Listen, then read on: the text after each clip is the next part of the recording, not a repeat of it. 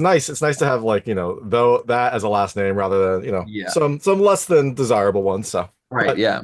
Freddie Mac and Calum Ward, that's a power couple as well. So, We try. We're trying. all Exactly. right.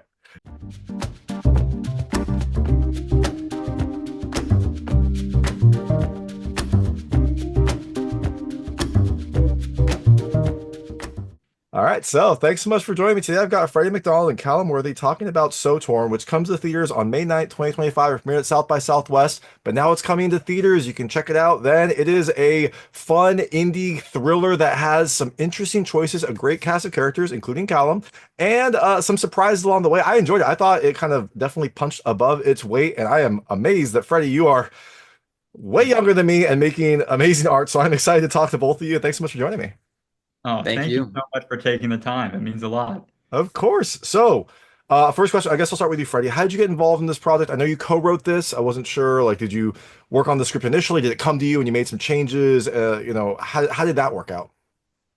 Yeah, so it's kind of a crazy story, and I'll keep it brief. I'll start with my dad because my dad and I co-write, and his name is also Fred, and I'm Freddie. I'm the fifth Fred in my family, so it's very, very confusing. But he taught me stop motion animation when I was 9 years old. And so I fell in love with the craft. And we've been essentially co-writing ever since I was 9. And so we have the same taste. He instilled in me very young that you have to have a story with a beginning, middle, and an end, and an ending that subverts expectation. And so going into, coming to the end of high school, I knew I wanted to go to film school, and AFI was my number one choice because I had seen that they're the best, and I was really hoping to go there. And their application prompt was to tell a story in 5 minutes about a change of heart. And my dad and I started brainstorming a concept that could hit that. And we were very much inspired by the work of the Coen brothers, and specifically No Country for Old Men, and that premise of coming upon a drug deal gone bad. But we wanted to subvert it with a character we had never seen in that position before.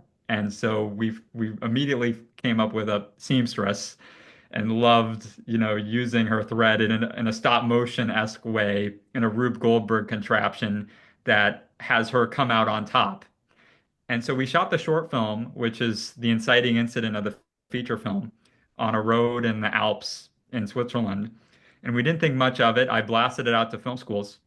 And it, again, in this very lucky situation, ended up in the hands of Joel Cohen, who inspired the film and is my biggest hero. Yeah, that's And awesome.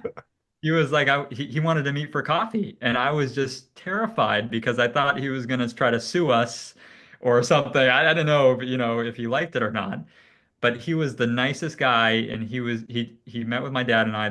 The first thing he said was, "You guys should keep working together because family, it's so important to work with family." And the second thing he said was, "Turn this into a feature and do it the blood simple method. Go to your dentist, go to anyone you know, and raise the money independently to maintain your voice." And so after 2 years of writing and raising the money, we were in Switzerland with Calum and shooting the thing. So it was a very I'm sorry for the long-winded answer, but that's how it came to be. I also love that, Joel said, it's so important to work with family. Family's everything. That's also kind of the moral of the movie, right? Like it's always good to work with family, right? Always wonderful, always works out fine. Exactly. Yeah. So Caleb, when did you get involved in this? How early in the process did you sign on to play the character? I pretty much signed on when Freddie said, "Hey, there's a project we're about to do," and I said, "I'm in. I'm already in." I didn't even have to read the script to know I wanted to do it because we'd previously done his AFI thesis short together called Shedding Angels, and through that process, I just loved the experience of working with him. I first found out about him because my agent sent me an email that basically said, "This is the next great filmmaker. He made this short. Check this out." I watched the short of So Torn, and I thought that they actually, I thought they hyped him up a little bit too much when they said the next great filmmaker. But then watching this short, I was like, oh, they didn't hype him up enough. This guy's amazing. And we met, and I just said, how can we work together? And after we filmed Shedding Angels, we had such a great rapport on set, and it is an important relationship between the actor and the director, and it's rare when you have a relationship where you have a shorthand where you don't even really need to say much, and you both just see film and you see art in the same way. And when you have those alignments, you just want to keep working with them because it when you have that layer of trust, it allows you to take bigger risks. And I think in this moment right now where there's such a competition of content, big risks can work really well because it stands out. And Freddie makes bold choices in both his storytelling style and in the scripts he chooses to write as well. And so I wanted to try to match that with performance, and so did all the actors. Yeah, that's awesome. I love, how you talked about having that level of trust because that is so important, especially in an indie film where you don't have much time, you don't have a ton of Yeah. budget. Like having that trust in the director, the direction, and that the final product will look polished, will look good is very important when you've got, I don't know how many days you had, 14 days. I don't know how long you had to shoot this, but it probably wasn't very much. I mean, we were actually, that was something that because we went to Switzerland, we were in this small town in the Alps with a population of about 100 elderly people. And because of that, we were just, the people opened up their homes for us. People were giving us gifts to shoot in their houses and leave up lights so we actually shot for 28 days. And it was very taxing, but even though we're a very small movie, we were able to get more days because the Swiss townspeople were very generous. That's awesome. That's really great. It's always lovely to have more time and also more support. That's amazing. Uh, Exactly. I am curious, how was this filmed? I mean, it kind of has three and a half independent stories. Did you kind of film all the scenes for each part? Like, the accident scene, did you film that a few times, or did you kind of film them chronologically and then like go back and reset? I could see it going both ways, so I'm just curious. Unfortunately, it was all out of order. So it was very, and Calum can speak to this, but the schedule bounced from each story very rapidly due to, not necessarily location, but weather was key because we're trying to tell the story in one day. So there's weather and scheduling with this ensemble cast that we had to make work. And so I'm just in awe that Calum was able to keep these different timelines straight in his head and lean into that. I'm curious, Calum, if that was a struggle for you. It normally would have been, but Freddie's such a great director and keeps and has it all already in his head. And we had the benefit of going over it quite extensively beforehand. And him at the helm, I just knew that we'd be okay. With scheduling though, not only and this is really a testament to who Fred and Freddie are. Not only was the schedule tight, but I actually experienced a loss towards the end of the film. Oh, And Fred wow. and Freddie were able to readjust the schedule to make it so I could make the funeral at the end. That's And amazing. I mean, on an independent film where time's limited anyway, it's hard just to get the shoot done. They not only were able to get the shoot done, make a great film, but they were also able to accommodate something like that. So it just goes to show that like not only are they brilliant at what they do, but they have an incredible heart as well. Yeah, that's amazing. I mean, I'm sorry for your loss, but I'm glad that they Oh, were able to accommodate it, and they you were didn't have to amazing. choose between two things that you loved, at that last minute. Yeah, they were amazing. So, Caleb, did you have any like I don't know, tactics or things that you would do to kind of keep the different storylines in your head, or was it just you were able to get the direction before and you were just kind of like able to get in that character and keep the scene going? Like, did you have any strategies to remember like which of the various incidents you were in? Well, one thing that helped was I really stayed in character for a lot of the shoot, so I was able to just really immerse myself, and it was definitely the most immersive experience I've ever had on a project. And there were days where I kind of we wrapped at the end of the day, and I kind of was like trying to remember what we did because I was so immersive and so emotional. But the other thing that Freddie did ahead of time that was really helpful is he sent everybody the score to the film because they actually previously recorded it and had it ready. They obviously did additional recordings as well, but they already had it built in. They knew the style and tone. So as I rehearsed, I actually rehearsed and prepared while listening to the score to make sure that what I was prepping would fit the tone of what they were wanting to see as an end result. No, I love that. And I also love the score. The score has like such a nostalgic kind of like golden Yeah. age feel to it. Freddie, was that I couldn't tell. Was it licensed music? Was it music that you guys created in the style of or some combination of them? Yeah, it was a combination. The all the the more score-oriented music was done by Jacob Tardine, who is an incredible composer who really tried to weave in, no pun intended, Stitched thread sound. together. He Yeah. stitched it together, but he literally used sounds of sewing machines and thread to create a sound that I was so excited about and really embodied what I thought the tone of the movie was. So once we had that, we distributed it to every actor and the entire crew. And he even came on set and composed on set a bit. And we play the music frequently. So that was a great tool to keep everyone in the same tonal range. And then on top of that, we had this kind of very nostalgic, romantic, older music that we licensed, which I loved. Like, I mean, I didn't necessarily love licensing in terms of the logistics, but in terms of the music, I just love it because Barbara is a character who's really stuck in her past, and the whole movie is really about a bunch of people who are stuck in some form or way.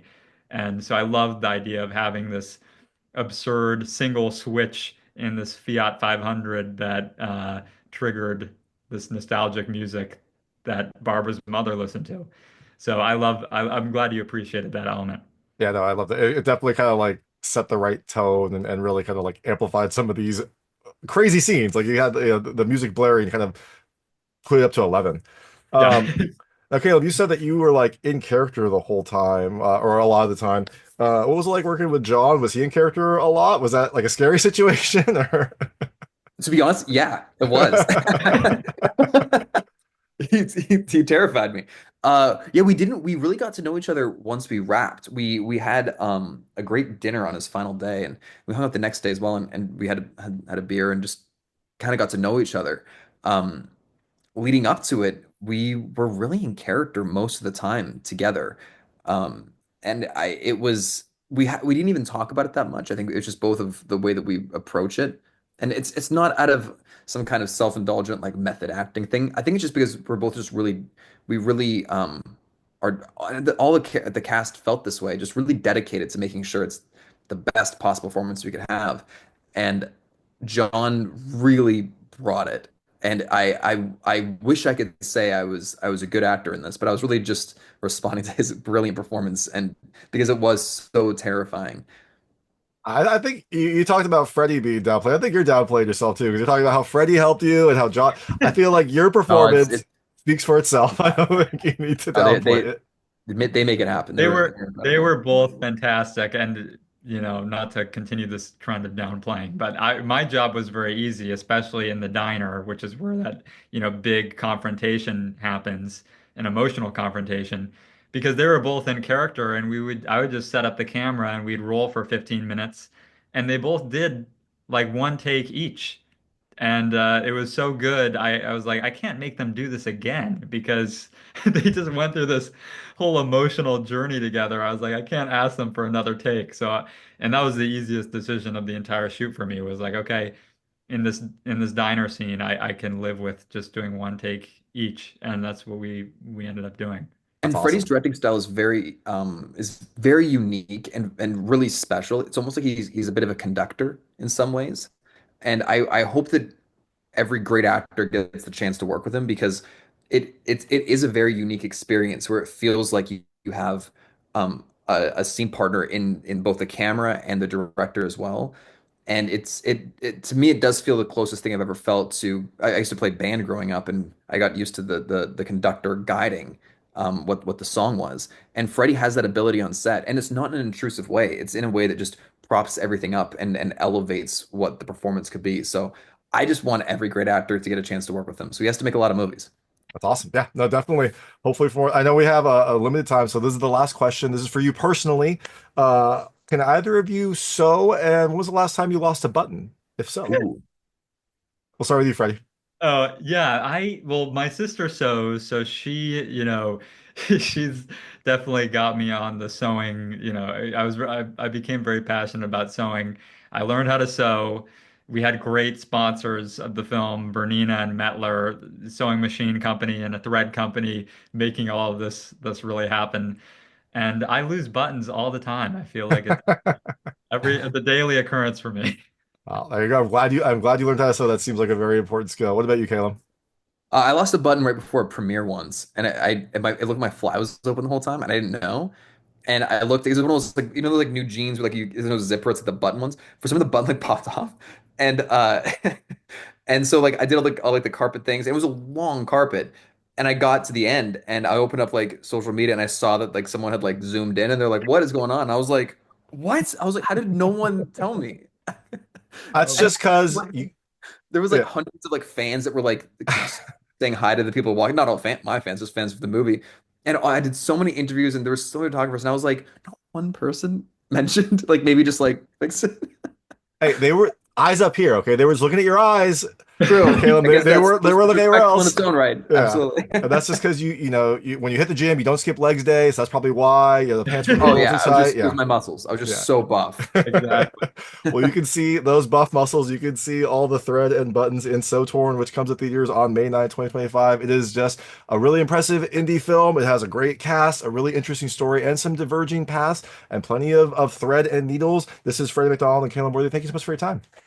Thank Thank you you so so much. much. Really, Awesome. really appreciate it, David. Awesome. Thank you so much. Appreciate It was a it. lot of fun. Yeah, you bet.